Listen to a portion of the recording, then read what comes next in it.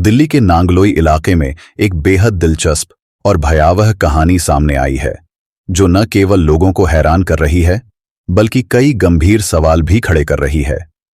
यह कहानी है सोनिया उर्फ सोनी की, जो सोशल मीडिया पर काफी सक्रिय है और इंस्टाग्राम पर अपने वीडियो बनाने में व्यस्त रहती है। सोनी की जिंदगी में एक दिन एक अजीब मोड़ आता है, जब उसकी मुलाकात एक भूत से होती है।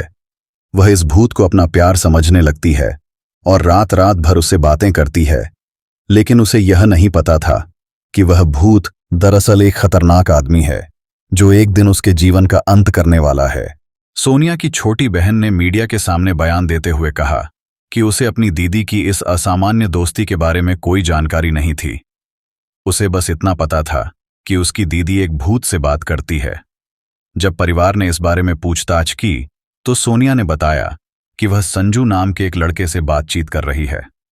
लेकिन जब यह पूरा मामला खुलकर सामने आया, तो हर कोई दंग रह गया। संजू, जिसे अब सलीम के नाम से जाना जाता है, वही लड़का था जिसने सोनिया का बेरहमी से कत्ल किया। 20 तारीख को करवा चौथ का त्योहार था और उसी दिन सोनी अपने घर से निकलकर संजू के घर जाने के लिए तैयार हुई। रास्ते में संजू और उसके कुछ दोस्तों ने उसे रोहतक के जंगलों की ओर ले जाने का निश्चय किया, जहां उसका नृशंस कत्ल कर दिया गया। सोनिया के परिवार ने जब उसे घर पर नहीं देखा, तो उन्होंने संजू से संपर्क किया। संजू ने उन्हें यह बताते हुए चौंका दिया कि उनकी बेटी उसके साथ रहना चाहती है। जब कई दिन बीत गए और सोनिया घर नहीं आई, तो परिवार ने पुलिस में शिकायत दर्ज कराई। पुलिस ने तुरंत कार्रवाई करते हुए संजू को गिरफ्तार किया, जो बिना नंबर प्लेट की बाइक चला रहा था। जब पुलिस ने उसकी जांच की, तो पता चला कि उसके पास सोनिया के पिता का लाइसेंस था। इस बीच सोनिया के पिता ने साफ साफ कहा कि उन्हें संजू के बारे में कोई जानकारी नहीं है, लेकिन परिवार के अन्य सदस्य एक दूसरे से भिन्न भिन्न बातें कर रहे थे। सोनिया की बहन ने स्पष्ट किया कि उसे पता था कि उसकी दीदी संजू से बात कर रही थी और उसे यह भी जानकारी थी कि वह प्रेग्नेंट थी। परिवार में चल रही बयानबाजी से यह स्पष्ट हो रहा था कि कुछ न कुछ गड़बड़ है।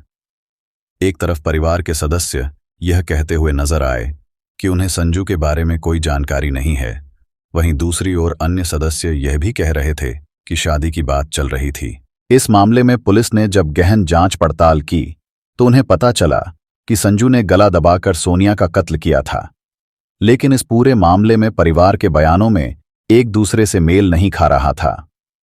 पुलिस अब यह जानने की कोशिश कर रही है कि क्या सोनिया और संजू के बीच शादी हुई थी या फिर यह सब एक बड़ी साजिश थी। फिलहाल पुलिस ने संजू और उसके 3 साथियों को गिरफ्तार कर लिया है, लेकिन एक अभी भी फरार है।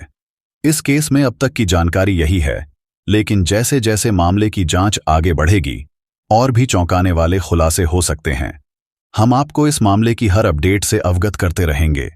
यह मामला केवल एक भयानक हत्या की कहानी नहीं है, बल्कि यह हमारे समाज में रिश्तों की जटिलता और परिवारों के बीच अविश्वास की भी एक गंभीर मिसाल पेश करता है। परिवार में मतभेद, संदेह और एक दूसरे से असहयोग की यह कहानी हमें सोचने पर मजबूर करती है कि हम अपने करीबी रिश्तों के प्रति कितने जागरूक हैं। क्या हम अपने प्रियजनों की भावनाओं और उनके रिश्तों को समझते हैं? क्या हम उनकी बातें सुनते हैं?